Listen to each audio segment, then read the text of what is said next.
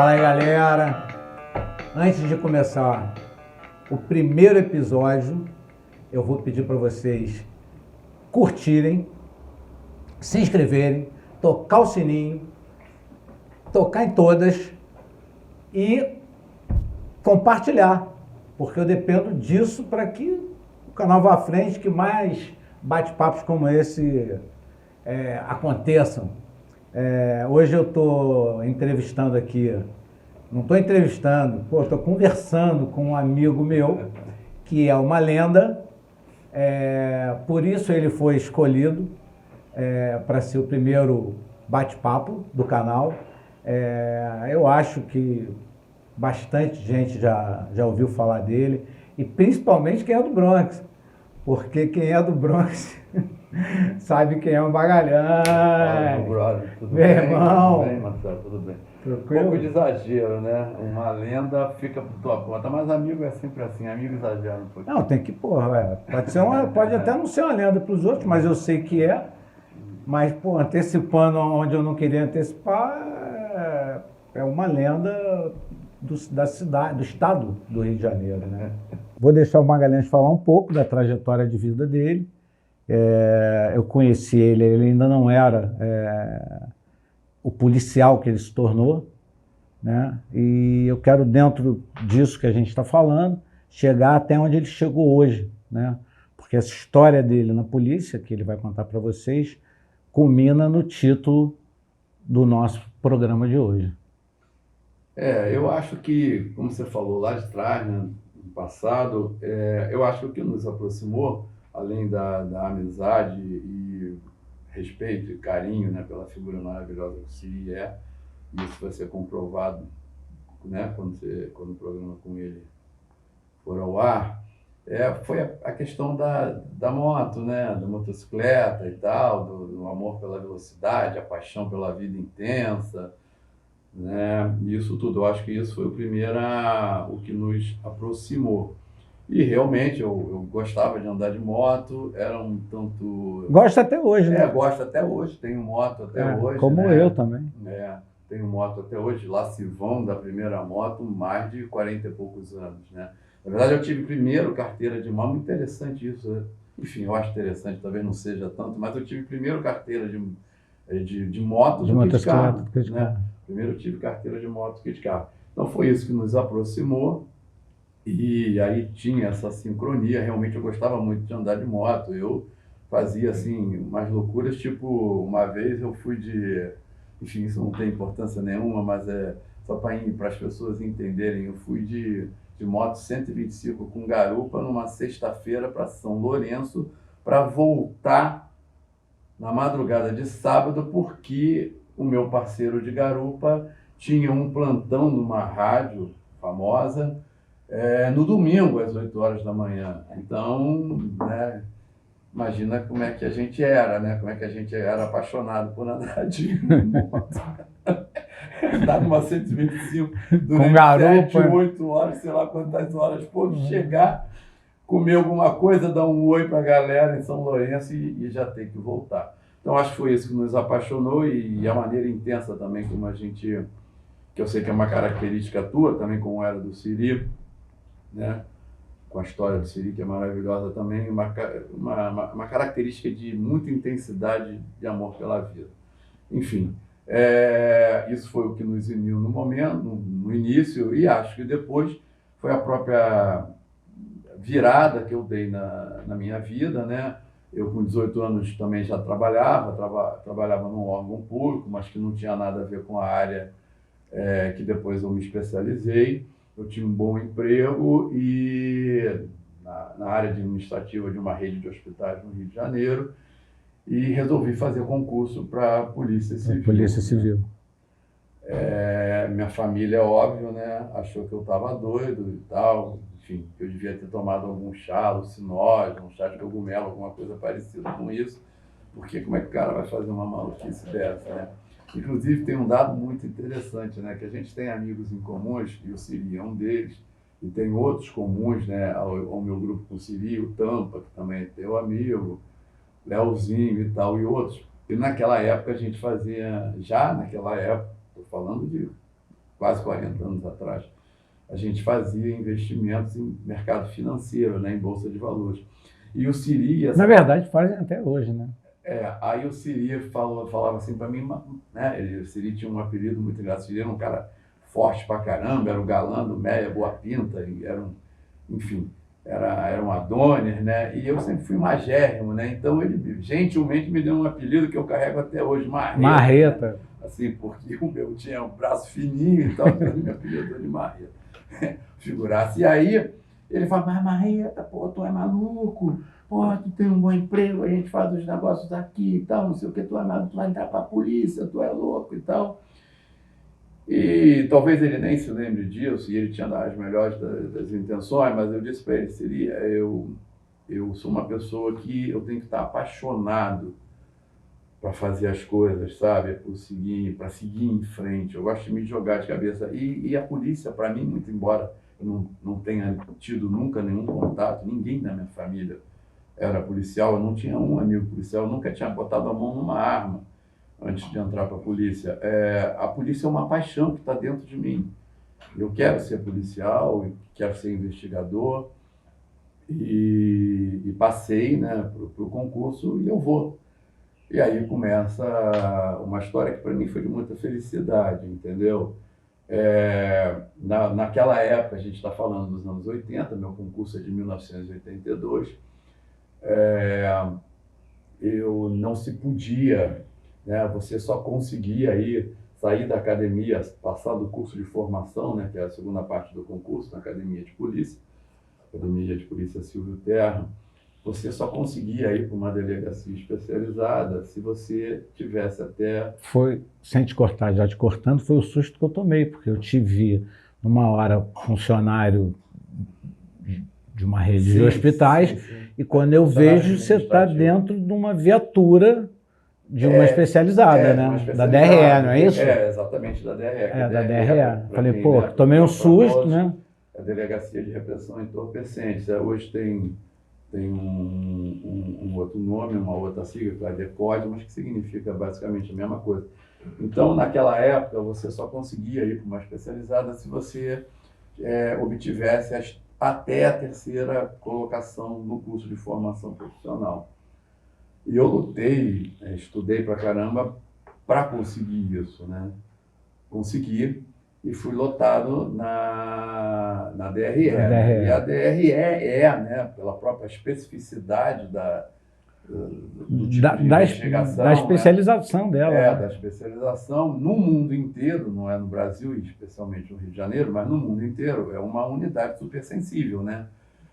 Porque mexe com você mexe com toda a sociedade, né? na verdade. Você vai investigar narcóticos. Porque você não vai investigar só uma determinada exatamente, você vai casta da sociedade, você vai... Muito embora eu, Marcelo, isso foi uma característica da vida toda minha, e hoje, depois desses quase 40 anos aí, eu nunca achei, e hoje tenho uma convicção maior, eu nunca achei que droga, sabe? Que entorpecentes fosse um problema de polícia, né? Isso eu estou falando sobre o âmbito, é óbvio, sobre o olhar do usuário de drogas, né? Eu acho que droga é um problema muito mais da área de saúde, de questão de saúde, inclusive saúde mental, do que de polícia. Acho, inclusive, também, eu sei que vai gerar muita polêmica, mas acho, inclusive, também que o grande problema do Rio de Janeiro, né, hoje, né, como eu dizia, 20 anos atrás, para alguns amigos da minha equipe, das minhas equipes, das equipes que eu trabalhei e chefiei, que a milícia ia ser um grande problema. Hoje a milícia é um grande problema, mas o grande problema do Rio de Janeiro das últimas décadas, essa questão de drogas, para mim não é a droga o grande problema, e nunca foi. O grande problema para mim, relativo a isso, são as armas.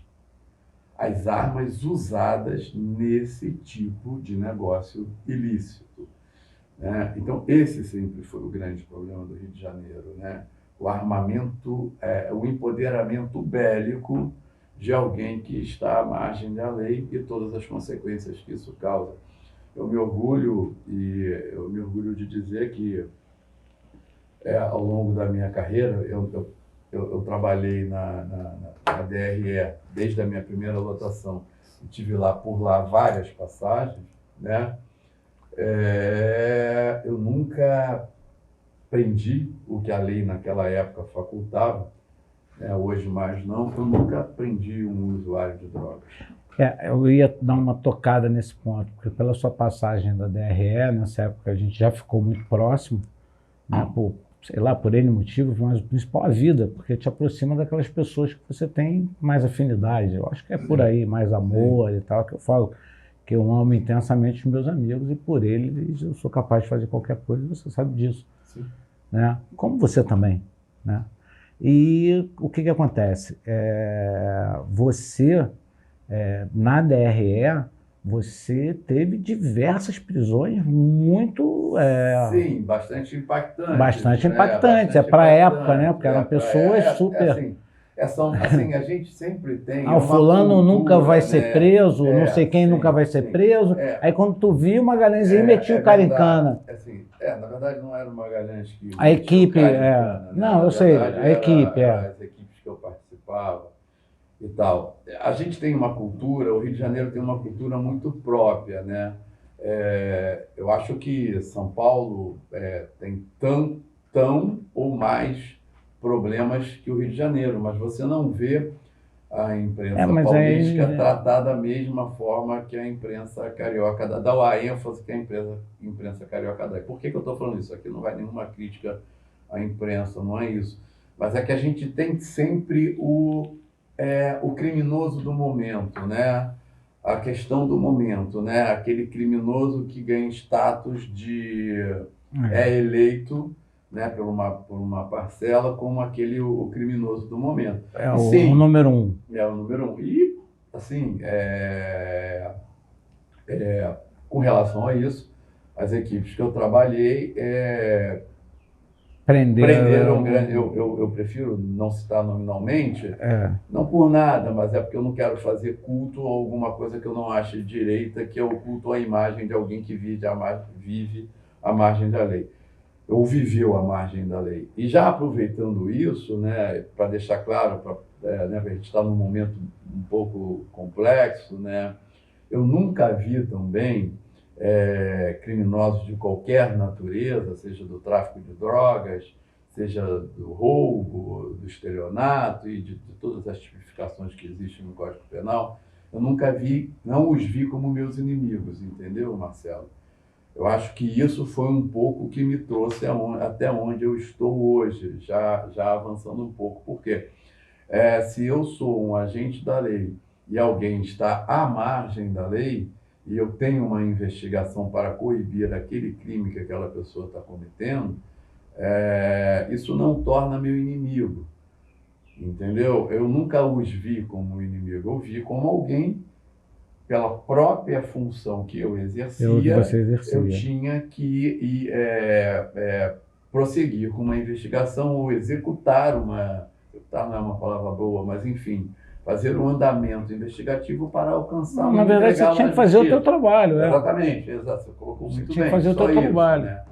E sim, tive uma carreira muito feliz nessa área e o que me levou exatamente por esse trabalho todo, talvez o divisor de águas que você diz por lenda e tal, que eu acho que é um pouco de um... Não é um elogio então, vamos... que eu acho bacana, mas... mas vamos lá. Então, vamos lá. Não seja... Essas suas passagens por N, né, N setores, eu não sei como se fala dentro da polícia. Sim, N unidades. N unidades. Você tem duas passagens fantásticas, né? Uma que é a mais importante, que eu vejo como sendo a mais importante da sua vida, que é a da ADAS, que a sua equipe, com o Dr. Raimão, com o Luiz, com a Lucinha, com as pessoas que eu conheci, não adianta eu falar a todos, mas assim, os que estiveram mais próximos de mim, né? E vocês zeram o sequestro no Rio de Janeiro. Não, nós não, assim, só fazer uma referência, desculpa, só porque essas siglas que acabam sendo comuns para você por causa da nossa amizade lá se vão 40 e tantos anos, essas siglas elas não são muito conhecidas de domínio público, né? Quando você fala unidade, você está falando delegacia anti-sequestro do Rio de Janeiro, né? E nós, sim, né? Nós fomos para lá né, sobre a tutela, sobre a liderança do doutor Reimão, né, doutor Marcos Marcos Cardoso Reimão, que é um grande amigo e foi meu superior, o melhor, se não o melhor Eu dos nem o vejo, melhor. eu nem, só te cortando já, mas eu nem o vejo como teu superior e tal. O que que eu vejo, né? Até conversei isso com ele, falei, cara, é dignificante, assim, é muito legal ver o respeito que vocês o tratam até hoje. Sim. Tipo assim, é como se ele fosse, porra, sei lá, eu não um consigo, pai, eu um tenho- mentor, Eu tenho muita amizade, muito respeito, como você disse, muito carinho por ele, mas eu não consigo. Eu posso estar com ele sozinho no meu carro, posso estar com ele tomando café, como posso estar com ele num evento. Você só chama ele de senhor? Eu não tenho como chamá-lo de senhor e não chamá-lo de senhor e doutor. Eu não consigo falar. Eu não consigo falar Reimão. O Reimão. Eu só chamo de doutor ou senhor, né? Então, a gente foi muito feliz, a gente foi para lá sobre a tutela dele, né? Sobre a gestão dele. Nós fomos chamados a um grande desafio. A gente está falando já saindo de 1982, né, quando tudo começou, a gente já está falando dos anos 90, especialmente no final dos anos 90, no ano de 1997, o Rio de Janeiro vivia uma grande epidemia, né, uma grande pandemia de sequestros. O Rio de Janeiro chegou a ter 11 sequestros por mês, o que dá uma média, fazendo uma conta rápida, não sou muito bom de conta, mas dá uma média de 100 e poucos casos por ano, né? Havia havido uma primeira onda de sequestro no final dos anos 80 e no início dos anos 90, que tinha uma característica muito peculiar, que era uma característica... Que foi o Maurinho Branco? O Maurinho Branco veio antes disso e tal, mas o Maurinho Branco não faz parte disso que eu disso que você vai colocar. O que eu vou colocar é que o sequestro tinha a ver com o tráfico de drogas, com pessoas ligadas ao tráfico, com o dinheiro com armas e tal, tinha alguma coisa a ver e tal. E essa fase passou, e aí entra uma segunda fase, que é essa que eu vou colocar agora, dos anos 90, onde as quadrilhas já não tinham mais nada a ver com o tráfico de drogas. As quadrilhas foram se multiplicando e eram quadrilhas especializadas no crime de sequestro. No crime de sequestro. E a gente é convidado a fazer essa parceria com o doutor Reimão. Eu já tinha trabalhado com o doutor Reimão em 94. Ah, já? Já, na primeira titularidade dele, né? Titularidade é um nome que se dá ao CEO na iniciativa privada ou ao gestor, ao presidente de uma empresa. No caso, a titularidade seria o CEO da unidade de polícia judiciária, da delegacia, né? Foi a primeira titularidade do Dr. Reimão. O Dr. Reimão tem uma carreira meteórica na polícia, uma pessoa... porque ele era oficial do Corpo de Bombeiros, né? Não, antes ele era guarda-vidas. Guarda-vidas. Né? Ele era do bombeiro, mas do salva-amado. Do bombeiro, que era o bombeiro que fazia, né?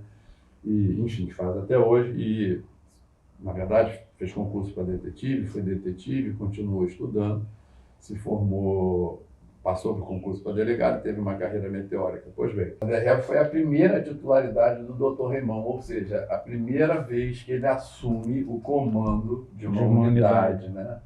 Porque na carreira de delegado você geralmente começa como um delegado adjunto, um delegado plantonista, um delegado que, né, é abaixo do delegado titular. Ele toma conta dos casos dos plantões diários, né? E o titular administra toda na unidade de polícia judiciária, a delegacia. E na primeira titularidade dele, na gestão do doutor Hélio Luz, que, né, foi um grande chefe de polícia que o Estado do Rio de Janeiro teve, há esse encontro.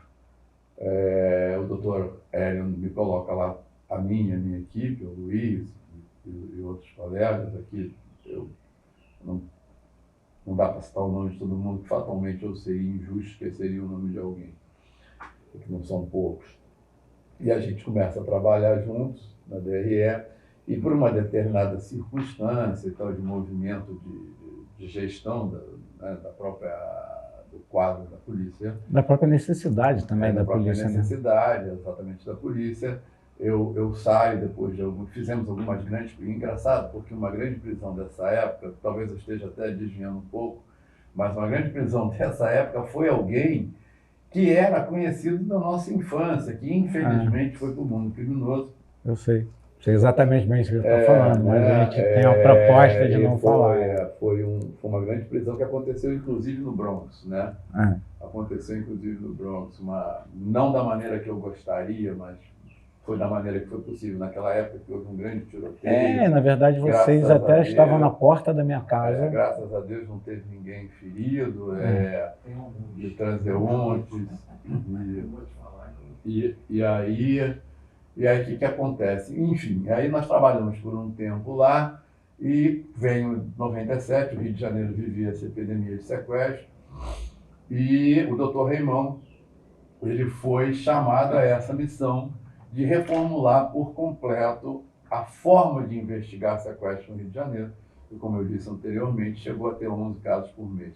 Você ter 11 casos de sequestro por mês numa cidade é praticamente impossível de você investigar como deva ser feito, né, de maneira pró-eficiente e competente pela própria quantidade.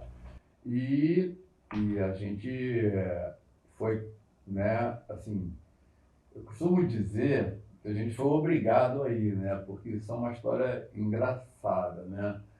Eu estava num pagode, que é uma coisa que eu não tenho nem muito pagode? habitualidade, né? Porra, pagode, nunca vi. Eu não tenho nem tanta habitualidade de frequentar, embora eu ache maneiro e tal, mas né, não é nada. Né, eu ir no pagode era mole, né? Agora você... Eu estava num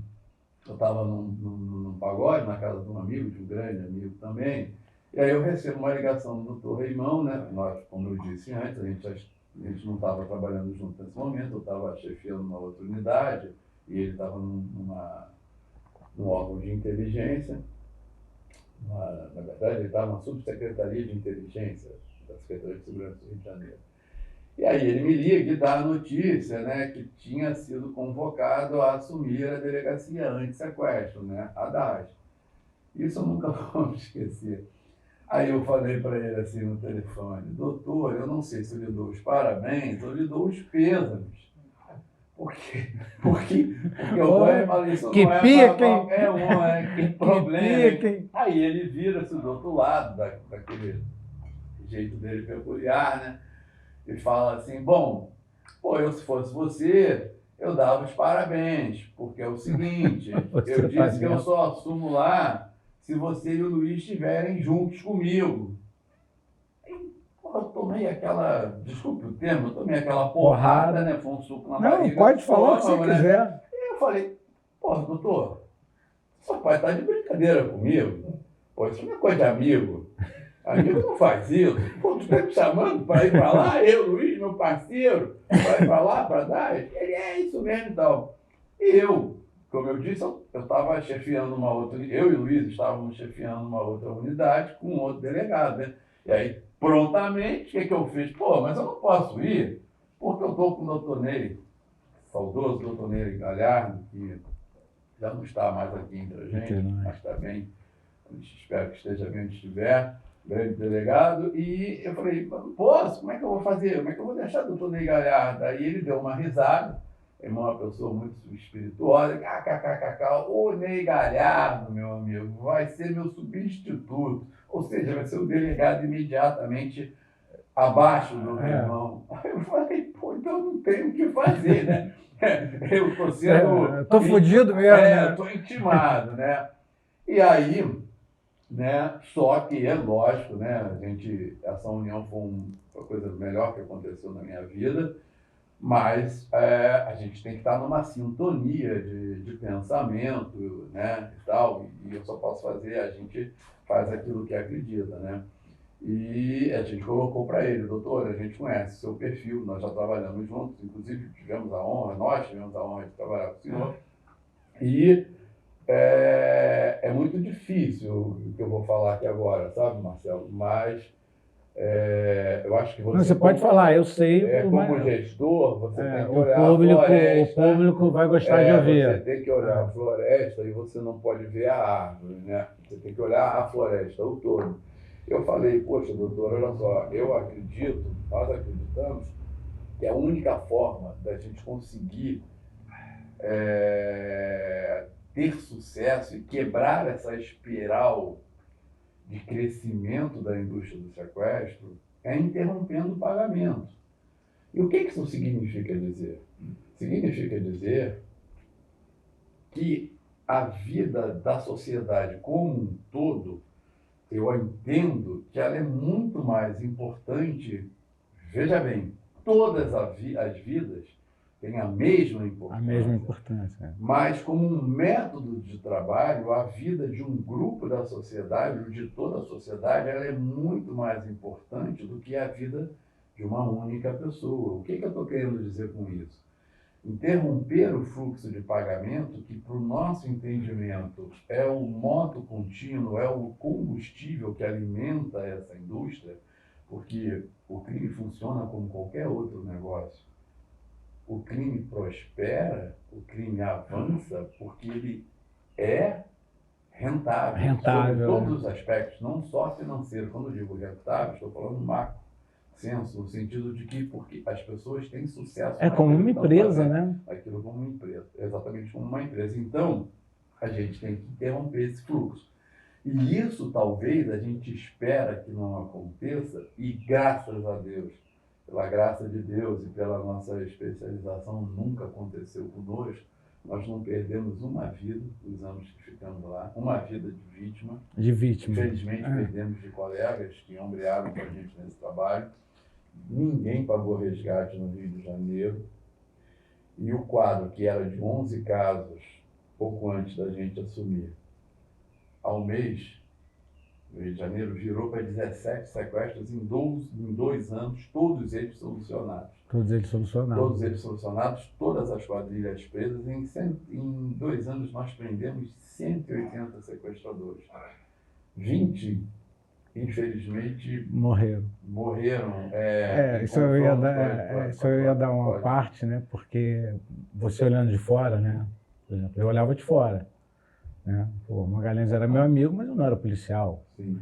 Então eu tenho uma visão como, né, uma pessoa normal, de fora mesmo. Então eu falava assim, o cara que sequestrar hoje é burro. Porque, meu irmão, ele não vai receber o dinheiro e tá arriscado o filho da puta morrer. Porque é um crime mais do que hediondo, o cara tirar alguém de dentro da tua casa. Não era a tônica do nosso trabalho, não era a questão, né? Eu sei, tanto é que só morreram 20 em 180. 180 presos, né? De 180 presos, desses 180 então foram 200, 20 perderam a vida. Quer dizer, você está falando na casa de 10%. De forma legal. 10% morreram de forma legal, em confronto com vocês. Exatamente. E tem um dado muito interessante, Marcelo, que o nosso primeiro sequestro foi de uma senhora de 87 anos, que por motivos óbvios, eu não vou dar o nome, mas ela era a esposa de um executivo de uma grande multinacional que tinha sede no Rio de Janeiro, que inclusive a sede saiu do Rio de Janeiro tempos depois, e ela foi sequestrada no final de novembro, mais ou menos a 30 dias do Natal de 1997. E foi o nosso primeiro caso.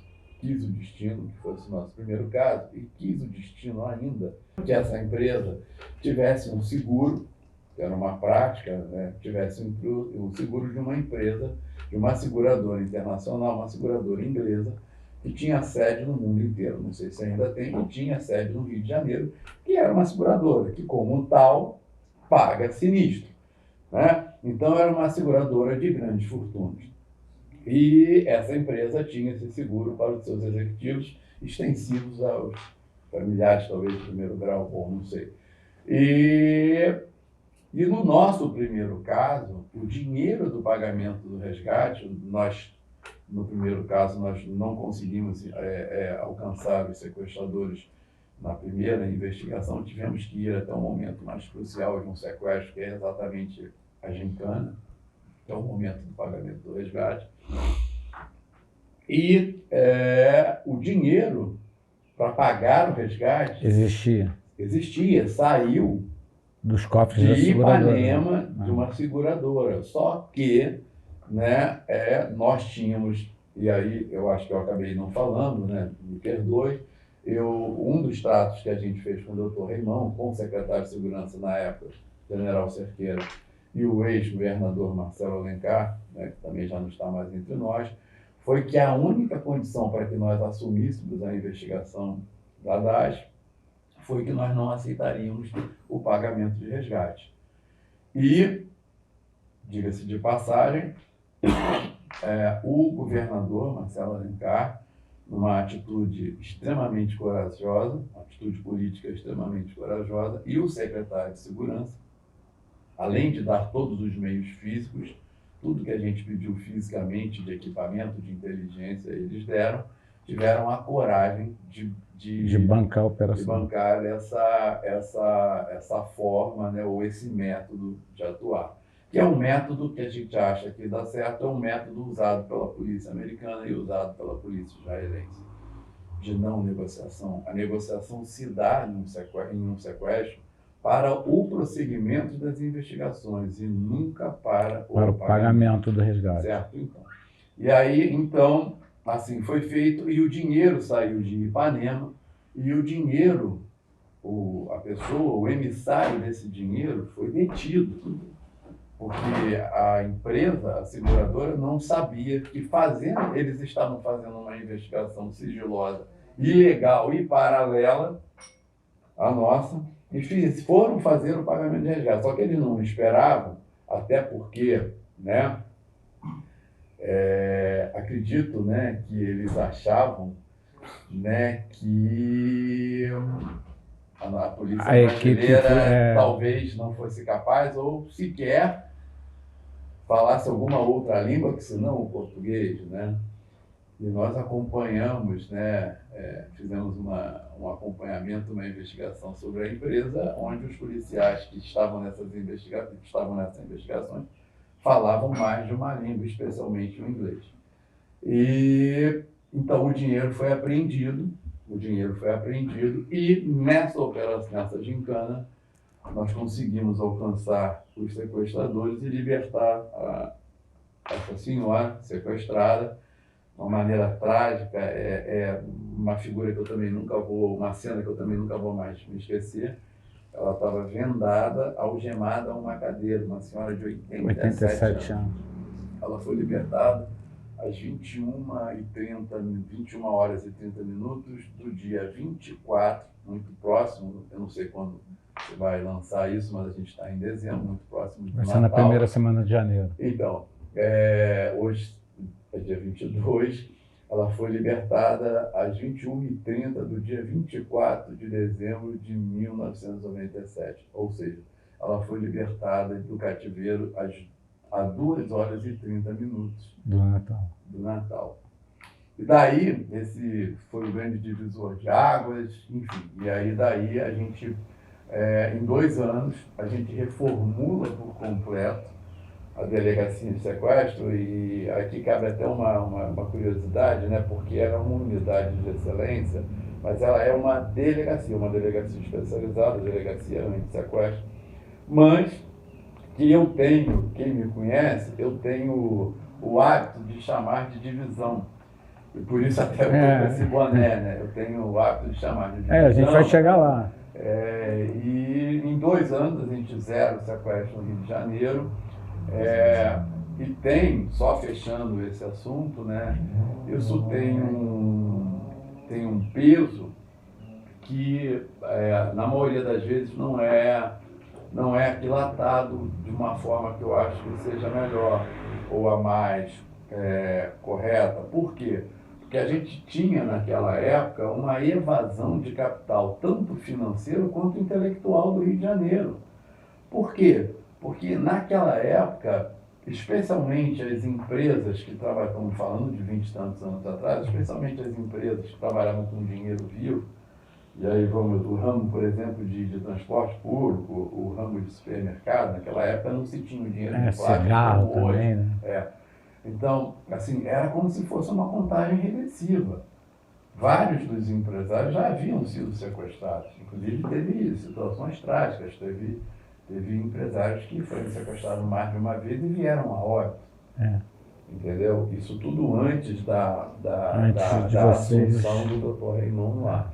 E a gente reformulou por completo o método, né, de investigação e zerou esse. Mas que é um divisor de águas na história do Rio de Janeiro. Do Rio de Janeiro. Talvez, então, a gente trouxe para o Rio, né, quando digo a gente, e incluo aqui todo mundo que apoiou, a gente teve muito apoio da sociedade civil, o Disco Denúncia, que agora há pouco tempo, infelizmente, faleceu, o criador Zeca Borges, a quem eu faço aqui, sempre fiz e faço meus agradecimentos por todo o apoio que deu a gente, e acreditou também no nosso projeto, né?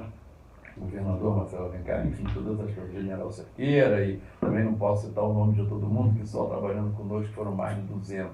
Dentro disso que você falou, né, eu queria dar continuidade para parar lá no cinema, mas aí também tem uma coisa muito interessante que eu vejo nessa história, porque aí vocês entregam a DAS, olha aqui, ó, não tem sequestro nenhum, toca o ferro. Aí vocês pegam, se não me engano, a Sinap, eu acho que era o nome. Não, isso foi mas depois. Mas tudo bem, né? Que era o Sinap e transformou em Core, que hoje é uma que aí você, isso que eu ia falar, virou uma unidade de elite, como é o BOP. A Sinap já era um órgão de elite, só que num espectro menor.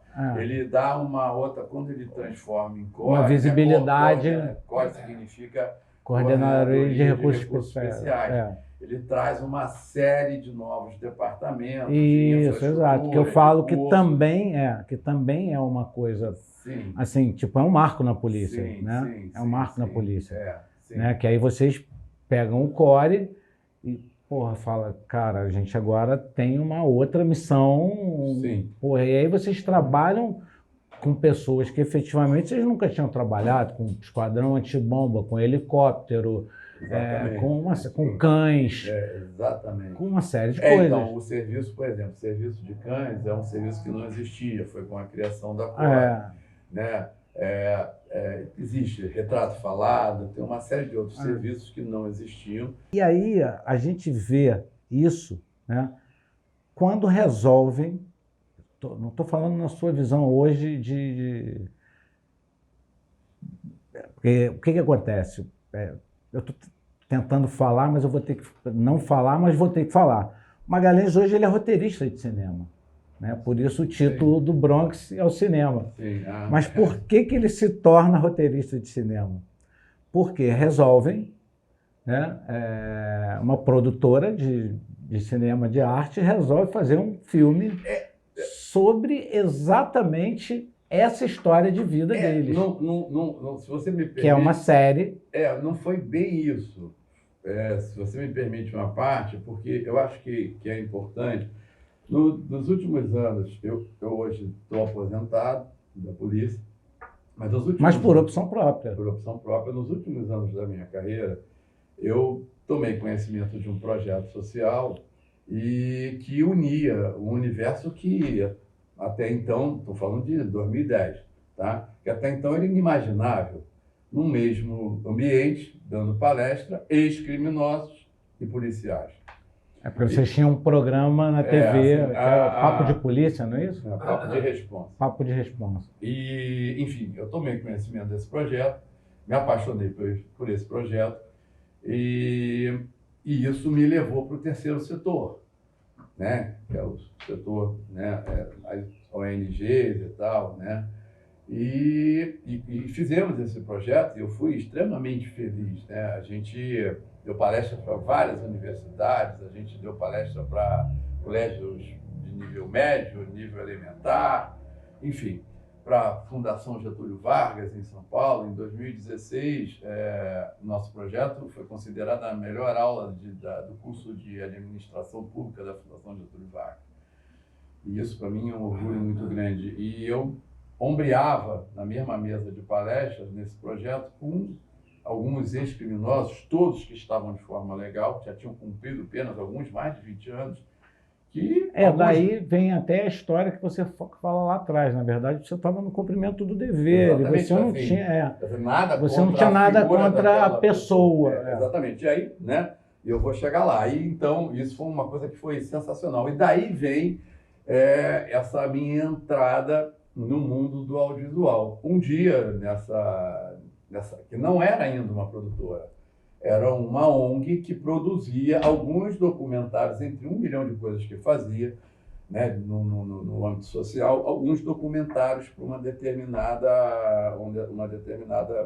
canal de TV. E chega um produtor, um diretor inglês para conversar com o CEO dessa ONG. Eles eram amigos, ele já tinha trabalhado muitas vezes aqui no Brasil, estava aqui no Brasil há algum tempo, e eles se reencontram, marcam um almoço, e o presidente da ONG, o CEO da ONG, me convida para esse bate-papo. Eles conversam amigavelmente, e depois de alguns minutos conversando, o CEO da ONG pergunta: mas, amigo, a gente já botou os papos em dia, mas na verdade o que te faz me procurar? E aí o inglês, falando inglês, que é a nacionalidade dele, mas fala português, carregado, mas fala, ele pega uma folha de papel, uma caneta e coloca assim: é porque eu acho, você faz esses docs para um programa, para um determinado canal, e eu acho que tem 2 histórias que são geniais de serem contadas, né? Que são o serviço aeropolicial, o serviço de helicóptero da Polícia Civil Carioca, que é uma referência de patrulhamento no mundo inteiro. E que tem uma referência que é o Adonis, né? Sim. E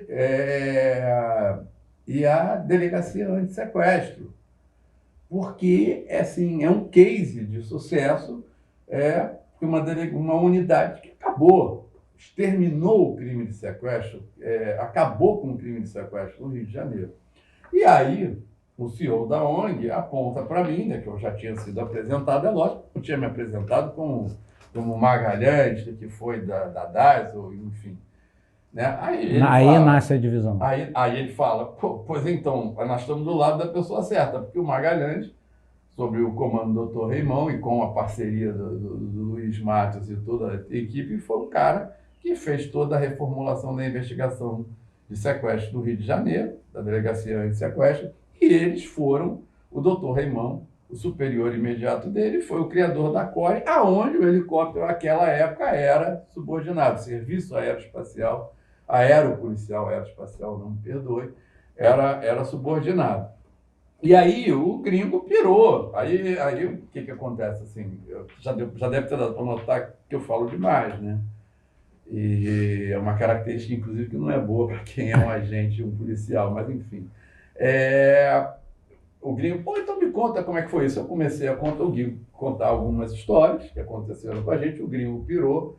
Ele falou: porra, mas eu não tenho nem como, eu estava pensando em fazer um doczinho, isso é material sério, isso é material para longo, eu não tenho nem condição. A gente bate papo lá por algumas horas, ele vai a São Paulo e falar com uma produtora maior e traz uma executiva da produtora na semana seguinte para conversar comigo e com o CEO da ONG. E a produtora panca também com a história, e aí começa essa minha trajetória no audiovisual. Trajetória no né? cinema. Eu, lógico, né, até para ajudar no processo, eu fui estudar roteiro, né? A gente está falando aí dos idos de 2011, 2012, onde tudo começa, o caminho é longo, né? Não é fácil. Eu vou estudar roteiro, mergulho de cabeça, e a gente acaba, né, o meu primeiro projeto, e acaba a gente construindo com essa produtora, né? Nasce a divisão. A ONG transforma, cria uma produtora, a produtora é a Afroreg Audiovisual, a quem eu tenho muita gratidão e por tudo. Sim, mas é uma, assim, para ilustrar mesmo, porra, é uma série fantástica que eu acho que todo mundo tinha que assistir. A gente quer esse boné que eu estou usando, a gente cria um longa e a série A Divisão, que trata exatamente de maneira ficcional e dramatúrgica de como foi a história, né, do fim do crime de sequestro no Rio de Janeiro. Logo depois a gente também faz uma segunda série que foi a série mais assistida, e se eu não estou enganado, que é o Arcanjo Renegado. O Arcanjo Renegado, que foi a série mais assistida do player Globoplay. E é isso, e aí eu enveredo por esse meio, naquela oportunidade eu me aposento, logo quando começa esse processo, eu me aposento para poder me dedicar full time a isso e também não tomar tempo demais da polícia, que eu achei que já tinha dado o que devia, né? O Você meu já tempo tinha e dado a tua tinha, história. E aí entro pelo audiovisual. E agora você trabalha com isso direto e Sim, já. daí a história do Bronx ao cinema. Do Bronx ao cinema, isso. Aí hoje Assistam. A Divisão e Arcanjo Renegado. E a Divisão, a série, ainda não acabou. Não, eu ano passado, agora me parece que a terceira e quarta temporada tá já em fase de pré-produção. Ano passado eu escrevi a terceira, eu e os parceiros de sala de roteiro escrevemos a terceira e quarta temporada. A Divisão tem 2 temporadas já integrais lá no Player, que é o Globoplay. Arcanjo Renegado tem uma temporada. A segunda temporada eu não participei da sala de roteiro, ou seja, eu não sou roteirista da segunda temporada, só da primeira. Acabou de ser filmada agora. E a Divisão, a terceira e quarta temporada, a gente fez ano passado e vai entrar, me parece, que em fase de pré-produção. Eu digo me parece porque eu hoje não estou mais na produtora, eu estou numa carreira solo. Depois disso, eu fiz script doctoring para um filme que foi lançado agora no Festival de Cinema da Glória Pires. Que teve 8 indicações, né? Ela inclusive ganhou o Kikito de melhor atriz. Melhor atriz. Né? No Festival de Gramado. Teve agora no Festival do Rio. Você é roteirista? Não, eu sou script doctoring, não sou. O script doctoring que seria abre aspas, um revisor de roteiro, alguém que vai dar uma ajuste, ênfase final. Molho, uma ênfase final naquele roteiro.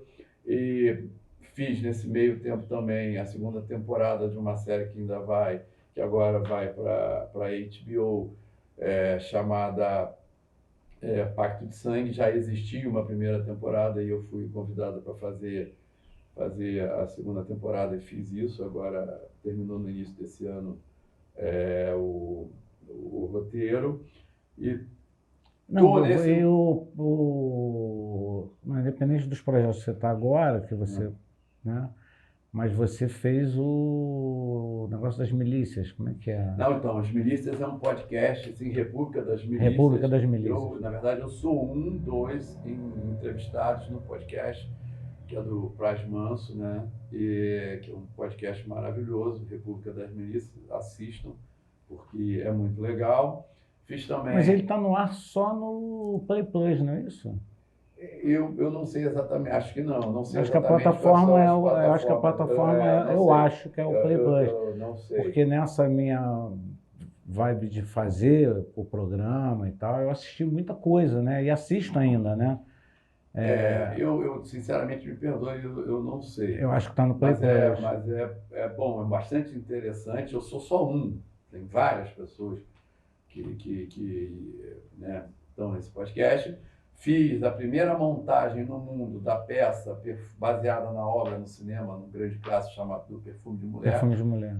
Eu fiz uma consultoria para essa peça, o grande Silvio Guindani produziu e atuou nessa peça. Olha, não, ele e fera brava. Agora estou fazendo um longa, que não posso falar mais do que isso, por questões contratuais, né? Não posso falar sobre o que é, nem para quem é, mas logo eu te digo, mais à frente. Dá um spoiler. Faço um longa e estou com alguns projetos de série longa que eu desenvolvi com os parceiros que eu tenho de escrita. Aliás, um abraço para meus parceiros de escrita. E em fase de prospecção de players para a gente poder produzir. Ser amigo de roteirista, cara, é uma merda. Sabe por quê? Sim. Legal. Melhor ser amigo melhor ser amigo da polícia. Sabe por quê? Porque ele te gera uma curiosidade que é uma coisa de maluco. Porque, por exemplo, tem uma passagem no Arcanjo Renegado que ele fala assim, vou te dar um spoiler, só que ele não me conta nada. Ele só fala assim, você lembra da cena tal, assim, assado? Aí eu falo, do que já passou, né? Do que já passou. Aí ele fala, cara, você lembra daquela cena? Aí eu vou e falo, lembro. Ele fala, Pô, você vai ver o que vai acontecer. Porra, isso não é spoiler, isso é uma sacanagem. Porque aí a segunda temporada da série não veio pro ar e eu tô até agora esperando para ver aquele personagem da maneira que eu imagino que ele... Na verdade, a segunda temporada também só demorou mais um pouco, muito embora eu volte a afirmar que eu não escolhi a segunda temporada, por conta desses últimos acontecimentos, esses últimos 2 anos que foram trágicos no mundo inteiro, né, e tudo parou, essa pandemia horrorosa que a gente teve, então atrasou um pouco, né? Mas a ideia não era atrasar tanto. Na verdade, foi o destino, o universo que, enfim, deve ter até algum porquê disso. Mas ela está chegando aí, você vai gostar. Cara, mas, assim, né, mais uma vez eu falo, tô super lisonjeado. É uma pena ter que terminar. Porque, na verdade, se a gente for começar a falar da nossa vida, se eu pegar a galera do Bronx mesmo, né, e tô devendo aí a história do Bronx. Se eu pegar a galera do Bronx mesmo, porra, raiz e tal, não sei o quê, como a história de vida do Magalhães, que está aqui comigo, do Siri, que vai ser o segundo entrevistado, enfim, e de outros entrevistados que terão, que provavelmente alguns vão ser do Bronx ou vão ter alguma influência direta na minha vida, né? Porque o objetivo principal é esse, são pessoas que têm influência na minha vida, mas se a gente parar aqui para conversar, como a gente fica no telefone, horas no telefone, horas no telefone. E eu ainda brinco com ele, porque eu falo para ele que agora ele me abandonou, entendeu? Quando eu preciso mais dele, que eu estou fazendo o meu programa, ele está super ocupado sempre. Antigamente, quando ele não tinha porra nenhuma para fazer, quando ele estava gravando a divisão, ele me ligava do set, perguntava, o carro tal, tinha vidro elétrico, não sei o quê. Na verdade, só não é que eu não tinha porra nenhuma para fazer. Não, tô zoando, pô. Eu estava no set fazendo essas perguntas, até porque eu estava trabalhando. E é interessante que você falou de Bronx, porque só fazendo um adendo, né? 2 coisas, né? Foi bom você dar esse gancho. Primeiro, né, a humildade de perguntar a quem entende, né? Então, assim, entender, talvez eu não consiga eu não conheça ninguém que entenda tanto de carro quanto você. Então, o que eu perguntava, na verdade, eu estava pedindo uma consultoria. Não, tem meu mentor, que é o tio Ângelo. Grande amigo nosso. Eu estava pedindo uma consultoria, porque isso que eu acho que se deve fazer. Não, eu tô brincando, Quando você não sabe, você pergunta a quem sabe. E eu não tenho nenhum problema. Ainda bem que hoje eu ainda estou aprendendo, né? Porque, na verdade, eu acho que uma grande sacação é você entender que não sabe tudo, né? Lógico, sem dúvida. Né? E também fazendo gancho com o Bronx, o que acontece? O que a gente trouxe também, tudo que eu trago para os projetos que eu participei e que ainda vou participar, tem muito a ver com a nossa infância, né? Tem muito a ver com a nossa juventude, no sentido de eu trazer essa vida de verdade, sabe? Todos os projetos que eu fiz até hoje tem uma coisa orgânica de você contar um pouco, muito embora seja dramaturgia e ficção, mas você trazer a vida de verdade que a gente vive, né? As pessoas vivem. As pessoas às vezes falam essa coisa, né, de eu ser prolixo e tal. Hoje eu tô calmão. Mas o que acontece? Cara, que são muitas histórias vividas, não dá para colocar isso... A gente, por exemplo, se nós fôssemos conversar aqui, tudo que nós vivemos efetivamente, a minha filha está com 29 anos, porra, eu lembro de você e do Luiz, principalmente lá no aniversário de 1 ano da minha filha, entendeu? Eu lembro de vocês... São muitas histórias. Porra, são muitas histórias. Assim como das crianças, né, cara, do Zé Inácio, do filho dele, que quando, porra, nasceu a gente foi lá e a criança toda peludinha, lembra, cara? E é mó barato, entendeu? Então, enfim, é muita coisa para colocar no programa. Mas eu vou tentar usar essas vivências, essas experiências para tocar em frente a esse barco aí. E você vai ter muito sucesso porque você tem muita história para contar, você é um bom contador de histórias e você tem um universo riquíssimo de amigos e de vida, e eu acho que vai ser genial. Eu peço desculpa também, porque eu não estou com uma voz boa, estou com a garganta muito ruim. Tranquilo. Mas Tô aí, se deixar a gente vai falando. Vai né? falando, eu espero que você e teus parceiros nesse projeto e nessa nova fase de vida que vocês tenham muito sucesso.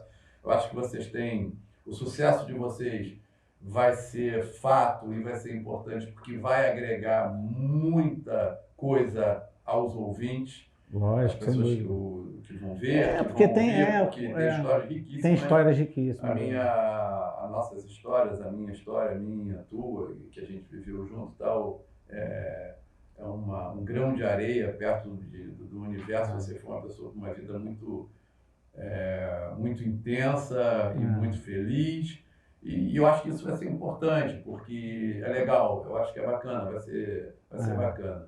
Eu fico lisonjeado, eu não sabia que, assim, eu nunca fui 01 em nada, muito pelo contrário, eu sempre fui lá os últimos da fileira, nunca fui muito bom aluno, nada disso. Sentava do meio para trás, né? Você está me dando um prêmio, eu não sei nem se eu mereço. Mas é verdade, mas isso já estava programado mesmo, até porque o episódio 00, que é o piloto, que é o de 3 minutos, né, que é onde começa a história, porra, ele não ia ser gravado, cara. Sacou? Esses caras que me sacanearam aqui, esses dois bonitões aqui, ó, tchau para vocês, eles vieram com uma edição fantástica, né? E que não seja um episódio só, sabe? Mais para frente a gente vai entrevistar de novo, vai bater papo de novo, vocês vão saber de coisas novas que vocês não souberam hoje, porque tem muita coisa que não deu para contar, entendeu? Eu já estou preocupadíssimo com a próxima entrevista com o Siri. Pô, como é que eu vou contar dos meus 4 anos de idade que eu conheci o Zé, dos meus 4 anos de idade, até os meus atuais 55? Como é que vai ser isso, né, cara? Entendeu, Magalhães? Tem bastante tempo. E agora, o mais engraçado disso tudo, né, cara? O mais engraçado, você focou no início da conversa, é que apesar do Zé, que é o Siri, ter me apresentado a você, o que nos uniu de verdade foi a paixão pela motocicleta. Sim. Porque o moleque, né, de RX 125, porra, aí passava lá o cara lá, de RD 350, tirando uma onda, falava, porra, vou ter uma merda dessa. E você sabe, Marcelo, que uma das coisas... E tive. E você sabe que na DAS, no nosso trabalho na DAS, uma das coisas que não que não existisse, mas que era muito pouco usada ou subutilizada, eram motocicletas. E a moto foi fundamental em operações. É interessante isso, né? E está até hoje. É um ativo da unidade as viaturas de motocicleta. Interessante, né? É isso aí. Interessante. Pô, velho. My friend, porque é o seguinte, olha só, rápido aqui. Eles não me chamam de Marcelo, nem de Bronx, entendeu? Esse cara criou um apelido para mim por meio dos nossos amigos mais chegados. Então, eles me chamam de My Friend. Então, como retribuição, ele chama os amigos dele, que não sou eu, e os parceiros deles fechados mesmo, de Joe. Entendeu? Ele... Mas isso é uma fica para um segundo episódio. Eles chamam a galera de Joe. E eu sou o My Friend. E eu chamo eles de My Friend também, entendeu? Inclusive, queria fazer uma homenagem aqui ao Cláudio Gama, o Claudinho Fofão, nosso grande amigo, amicíssimo, que infelizmente nos deixou no fim do ano passado. Eu tive a oportunidade de falar com o cara de manhã e ter a notícia da perda dele. Então, queria deixar uma homenagem para ele aqui. Magalhães, mais ainda, porque foi ele que me apresentou o Cláudio Gama. Eu me lembro nitidamente da cena, na minha loja de automóveis que eu tinha na Barra da Tijuca. Você lembra disso? Sim. Então, isso aí. Cara... Valeu, my friend. Obrigado. Tamo junto. Obrigado, tamo junto.